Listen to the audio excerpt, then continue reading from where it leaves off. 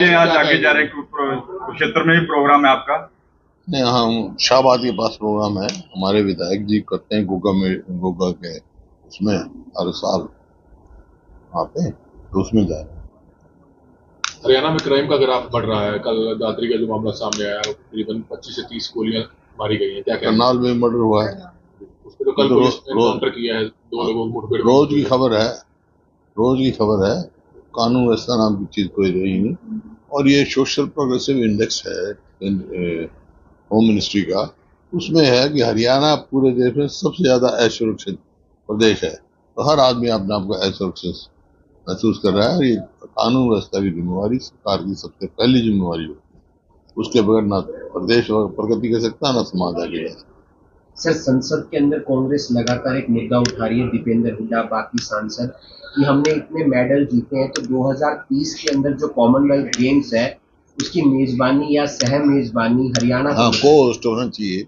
वो हरियाणा को होस्ट होना चाहिए, बनता है अधिकार, बनता है। 2% हमारी जनसंख्या है, लेकिन हर बारी चाहे कॉमनवेल्थ हो, चाहे ओलंपिक हो, चाहे 2010 का कॉमनवेल्थ हो, चाहे अब कॉमनवेल्थ हुआ, मैक्सिमम जो है मेडल्स हरियाणा के आए।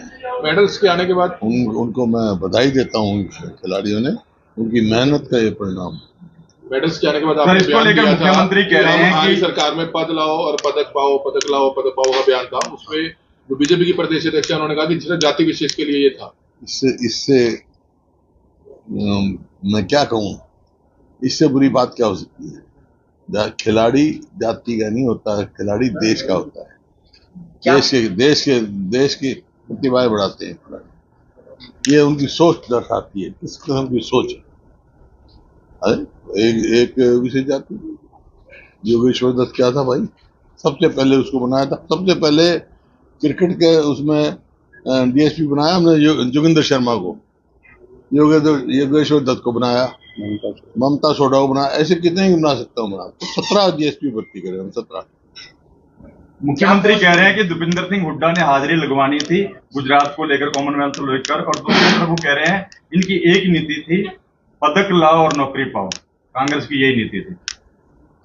मुख्यमंत्री कह रहे हैं कांग्रेस की पदक पाओ, पदक लाओ, पद पाओ जी, ठीक है भाई। उसका नतीजा भी आया है। आज कितनी है? 2010 में भी हमारे सबसे ज्यादा 22 गोल्ड मेडल आए थे 38 में से, और ओलंपिक में जो है 6 में से 4 आए थे हमारे मेडल। आज भी अच्छे हमारे आए हैं। एक वो किया है। और ये जो स्पोर्ट्स नीति थी हमारी, ये एक खाली ये नहीं थी जो उनको तो पता नहीं ना, उनको मैं कोई दोष नहीं देता, वो उनको पता नहीं इस बात का कि खेल नीति क्या है, कैसे ये खिलाड़ी पैदा हुए हैं। स्पैट शुरू किया था हमने, वहाँ स्कॉलरशिप शुरू करी, स्कूल में ही उनको आइडेंटिफाई किया था। फिर खेल परिसर बनाए हमने, गांव में स्टेडियम बनाए, ब्लॉक में बनाए, मेरे पास सारा नंबर है। ये तो कहने वाली बात है। प्रदर्शन किया जंतर मंतर पर, उसके बाद इस्तीफा हुआ। झारखंड में भी एक प्रदर्शन चल रहा है सर, वहां पर कांग्रेस और जेएमएम की सरकार। सवाल कांग्रेस जेएमएम का या उसका नहीं है, सवाल विद्यार्थियों का है।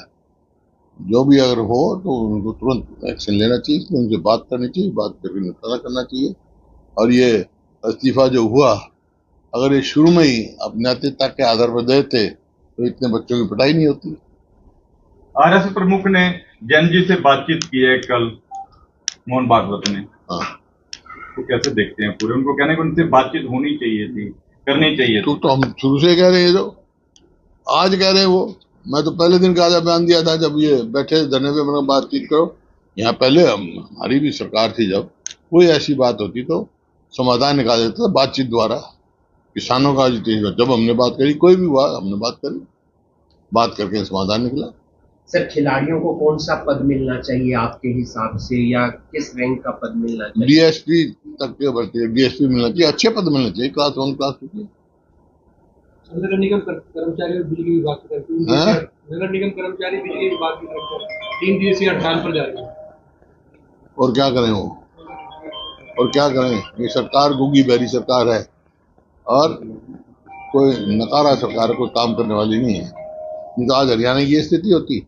जो प्रदेश प्रति व्यक्ति आय प्रति व्यक्ति निवेश में नंबर 1 था, आज 14वें नंबर पे 18 में से हम 18 प्रदेशों में 14वें नंबर पे। और इसमें कानून व्यवस्था में आप स्वयं देख रहे हैं कहाँ खड़े हैं, पूरा प्रदेश असुरक्षित है।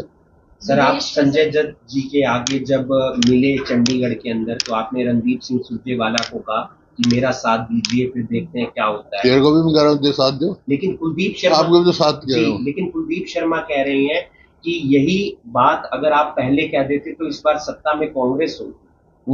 उनको सोचना चाहिए।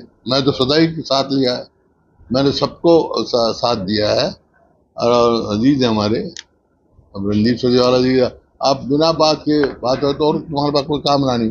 अरे वो कह रहा था जी आप आशीर्वाद दो, मैंने तो आशीर्वाद तेरे शुरू से दे रखा है, आगे तू भी साथ दे। भाई ये तो मजाक की बात है, कोई बात नहीं। मेरा अजीज है, वो मेरा मंत्री रहा है। पंजाब चुनाव को लेकर तुम तो सोचो कोई बात ही ना कोई किसी से करे।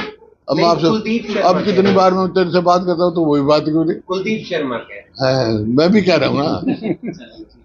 पंजाब चुनाव को लेकर क्या तैयारी है? यार कांग्रेस आएगी। गुटबाजी ऊपर का अभी बार बार कोई तुम्हारी क्रिएशन है, गुटबाजी है नहीं।